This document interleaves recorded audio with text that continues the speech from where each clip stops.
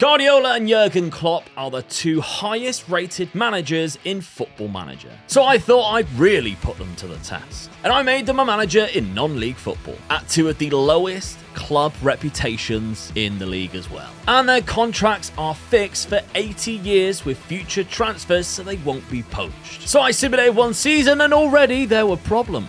You see, Wealdstone got themselves relegated. Now, the manager is still Jurgen Klopp. I think the trouble is that because he has such a long contract, they literally can't afford to sack him, kind of like what Juventus has right now, which was also a good thing because else this experiment would be really quickly over. But it meant that I had to add the league below, which I didn't think I'd have to do. And if they go down again, we literally can't even track how they're doing. Now, Dorking didn't do that much better, only missing out on relegation by 2 points, and Pep Guardiola is still at the helm as well. But we know that they were going to struggle to begin with. I am curious at what kind of tactics they are playing. Do they stick to, positive 4-3-3, kind of what I expected. Definitely Pep Guardiola to play. What about Wealdstone though? Is it the same as what Jurgen Klopp plays? The same thing, a cautious 4-3-3. How about when the two clashed in the dugouts? Well, the first match ended in a boring 0-0 draw, but the second was a corker, and Pep's Dorking took the lead after 20 minutes. And with Route 1 football, the away side doubled their lead when Rutherford popped in a second. Before half-time, it looked like the game was dead and buried when Rutherford smacked in a perler from outside the box. But Klopp's men got a bit of luck when Olamola was gifted a goal. But with the ball down the right-hand side and the cross coming in, the head back to Rutherford's shot was blocked, but an open goal for his hat-trick. There was still enough time for a consolation penalty, but it was a 4-2 win to Pep Guardiola's Dorking Wanderers. Obviously, money isn't going to be spent in the lower divisions, but Klopp did still bring in 13 players throughout the season. Pep also brought in 12 players, including former Premier League talent Tom Carroll in midfield, which I feel like wouldn't have happened for a Vanarama National League team if it wasn't for the fact that Pep Guardiola was the one asking him to sign. The 31-year-old is also on £300 a week too, and he played many seasons in the Premier League. One season later and Klopp's managed to win the league with Wealdstone comfortably taking them back to the Vanarama National League. Still using his 4-3-3, but on balance it seemed to have been the cautious approach he took previously. Quite a lot of the players did leave the club, but he brought even more in, including Tyrese Campbell, who scored 8 goals in the second half of the season and seemed to start more than most up front. Pep seemed to have a fantastic season through reaching the playoffs and narrowly missing out on promotion after finishing 4th in the league, only losing to Aldershot in the first round 2-0. But it is incredibly difficult to get yourself promoted from the Vanarama National League because there's only 2 positions. Once again, a huge amount of signings were made so he could basically be using a brand new squad, and with his reputation could attract a higher quality caliber of player. There are still some names from that first season in his latest 11, including Rutherford and Tom Carroll. Rutherford, by the way, is a great player for this standard that has been at Dorking for 4 seasons at this point. But how are City and Liverpool doing without these two, I hear nobody ask? Well, City have won the league both seasons so far, and Liverpool are so bad even Tottenham are finishing above them. Although I can't really talk because United finished 8th. Liverpool stole Antonio Conte at the start from Spurs. Unfortunately for City fans, they have to watch the football of Diego Simeone. And I know he's just won 2 Premier Leagues with Man City, but I think I'd rather watch non-league football than have to watch Simeone ball. He also won the Champions League first season too, so he's actually done better than Pep Guardiola has. Next season, and the clubs were polar opposites. Dorking are the champions of the National League. Oh, let's go! That's class! While Klopp's Wealdstone finished dead last.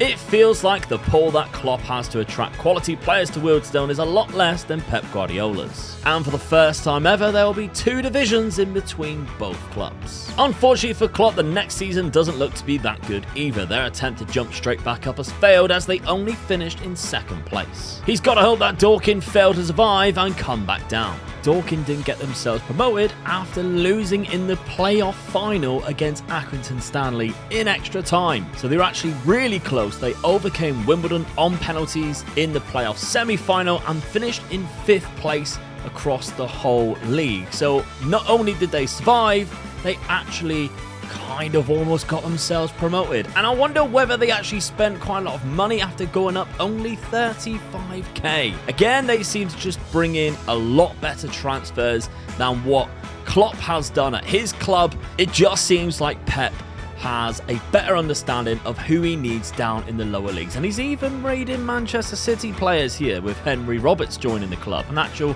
regen of the game. What I was surprised with is the fact that Alfie Rutherford was still Dorkin's top scorer, but with only 11 goals all season. He was just grinding out results with very little goals at all. Another season later, we are 5 years on, and as I feared would happen, Wealdstone dropped down to 12th in the Vanarama National League South. Not good for Klopp. But it was yet another 5th place finish for Dorking, who didn't quite get themselves through the playoffs again, losing to Cambridge this time in the semi-final. But Pep Guardiola is doing very well in his job in League 2 and still not spending that much money. 300k is the most that he has spent so far, but it's nowhere near some of the big boys in that league. The year is 2030 and Jurgen Klopp still finds himself in charge of Wealdstone, but they're still in the Vanarama National South and still at mid-table in 10th place. And that is where they have been the last few seasons as well, never really amounting to anything. They had one push there in 5th, would have reached the playoffs, but it was unsuccessful.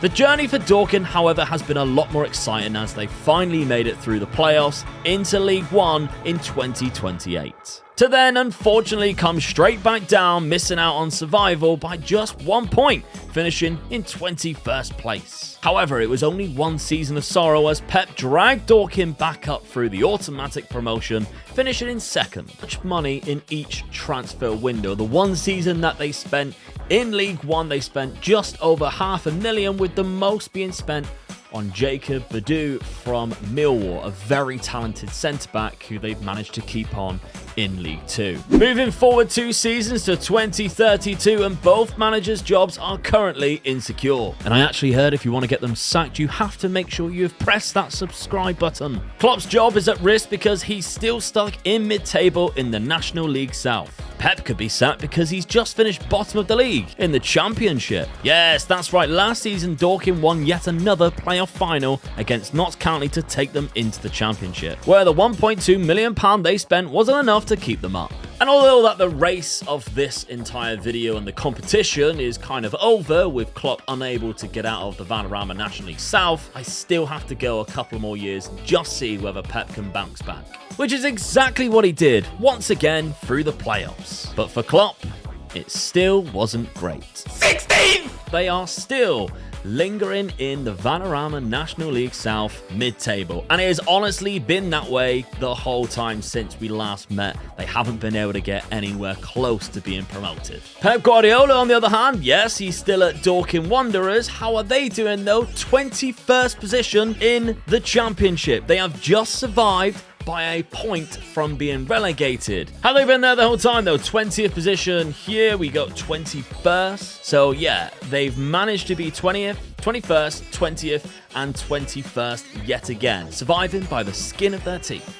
And they have spent a little bit of money, I can see here. £4.1 million they spent in the 2nd season there. The most was on this player here, and he is absolutely dreadful. And although the competition between the two is over, I is quite curious to see this. Vincent Kompany is the manager of Manchester City. So without Pep Guardiola, another legend is still the manager. He has been there 9 years, almost 10, and he has won 20 cups and 6 Premier Leagues. And included in that 20 cups is 4 Champions Leagues. We can see that right here. He managed to win it in 26, 27, 28, 29, and then back-to-back in the 30s. Vincent Kompany is now one of the best managers in the world, which is quite phenomenal. What's even more impressive is Tottenham is the current Champions League holders and the winners of the Premier League. 4th place is Nottingham Forest. That's quite surprising, but Liverpool, they're trying to emulate Jurgen Klopp. They're in mid-table mediocrity, and we'll leave it there. Thank you very much for watching. I hope you enjoyed this experiment. If there's any other things that you want to see,